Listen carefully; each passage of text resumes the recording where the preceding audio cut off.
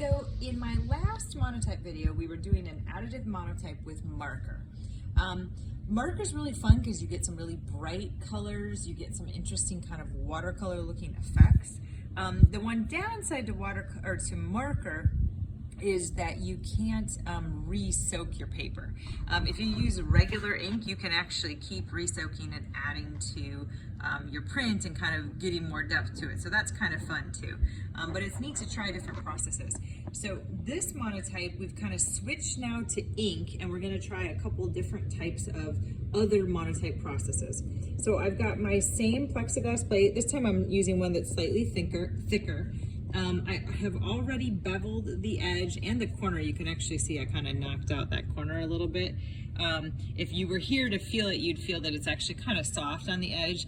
When you get plexiglass, it can be sharp enough that it almost can cut your finger. So you just take an X-Acto knife or a file and just lightly get the edge. You don't want to scratch the surface, just file down both the top and the bottom edge and the corners.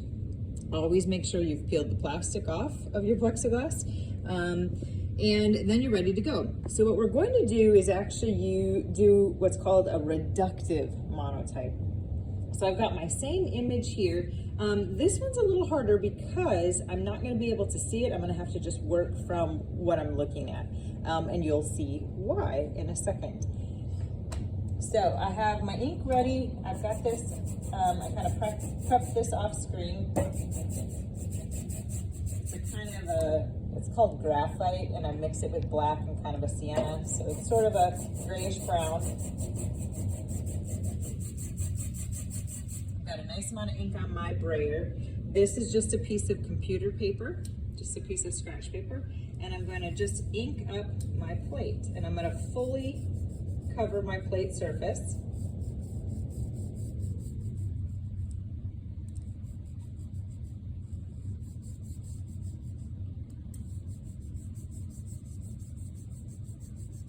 Now, I'm trying to be careful. This, if I go over with ink and get it on this, it won't matter.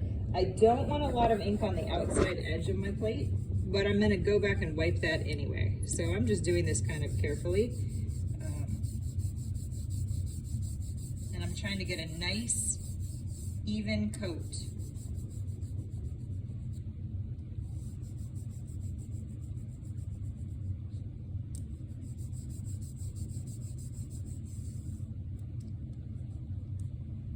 I think I'm actually going to, that corner was sort of stuck there.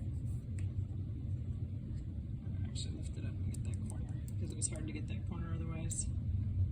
Make sure I got all my corners. Get a little bit more ink and just make sure I've kind of fully covered the surface. I want that nice sizzle sound on my surface.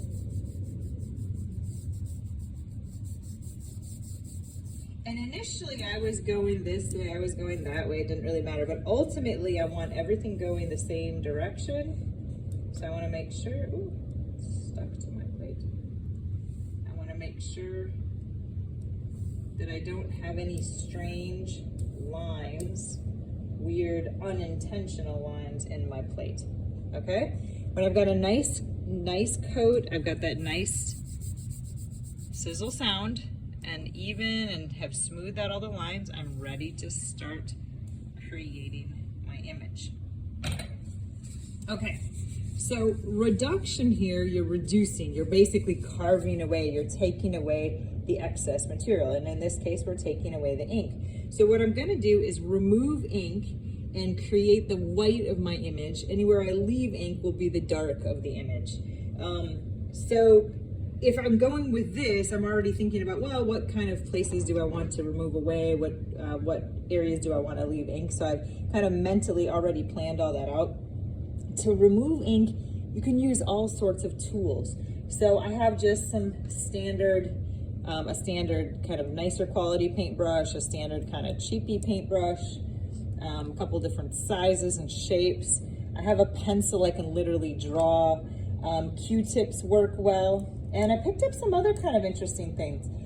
These masks that everybody has around, they have kind of an interesting edge here that I thought could make kind of an interesting design and pattern. Paper towels, especially actually choopy paper towels, have sometimes some nice texturing effects on them, which can be fun and print nicely. And these like reinforcers that you get for 3-ring binders, I thought were some kind of neat patterns and textures. As a printer, you want to look in the world for patterns and textures. But all I'm going to do is basically start wiping away or marking where I want to take things away. And I could start even with a pencil and draw in some of my image.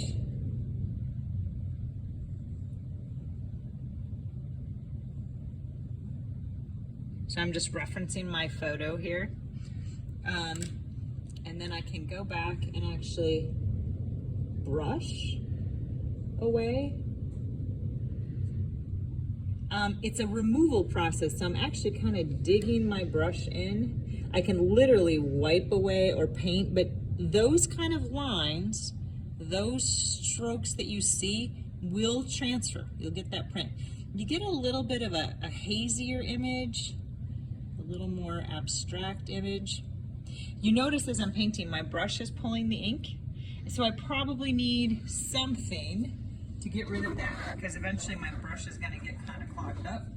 So I'll just wipe off the brush and go back and keep kind of pulling away some of that ink. Almost in a sort of a digging method is what I'm doing here.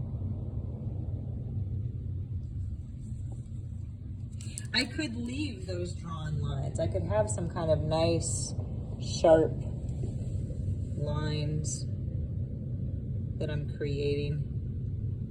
You know, if I wanted eyelashes or something, I can do that. I can have nice sharp. Here, actually, I just wiped off this too because that gets ink on it. Eventually it'll get clogged and it won't pull away as well.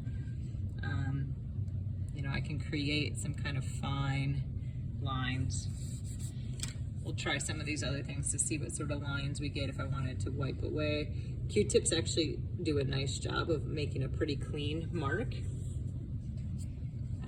I'll show you this just because I thought it would be interesting to see. If I put this down, I can actually pull away in a sort of an interesting pattern. All of that will print. Try the mask too and see what we get on this edging. I thought that was kind of neat. And of course this is abstract. Depends on what kind of image and design you're going for. I just sort of, essentially, I almost like did a method of printing, right? I'm just pushing my mask in here and see how I'm pulling ink onto the mask and creating kind of an interesting pattern and texture. Now I'm gonna go back and keep working on this image until I get it to where I want, creating totally the image I want, and then we'll move on to printing.